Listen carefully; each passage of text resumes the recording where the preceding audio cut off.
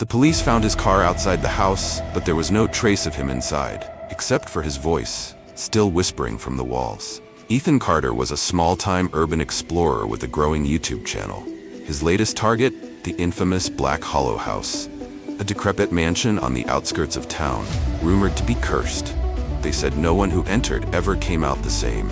With a flashlight in one hand and his camera recording in the other, Ethan stepped inside. The door creaked shut behind him, even though he never touched it.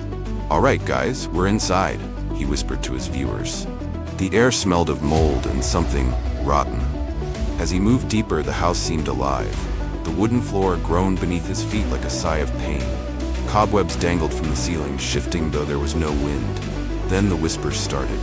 At first they were distant, faint, like a memory of voices trapped inside the walls. Ethan swallowed hard but pressed on.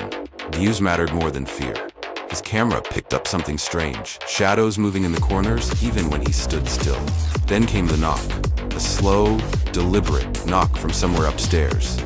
Ethan hesitated but forced himself up the staircase. The higher he climbed, the louder the knocking became, until it wasn't knocking anymore. It was pounding. On the last door at the end of the hall. "Hello?" Ethan called. Silence. Then, a whisper right next to his ear. "You're finally here." Ethan spun around, but no one was there. His camera flickered. The screen distorted. The door burst open. Inside was an old room with a wooden chair. On it sat a man facing the corner. His body was stiff, unmoving, but his mouth was whispering. Ethan took a slow step forward. His heart pounded. "Sir, are you okay?"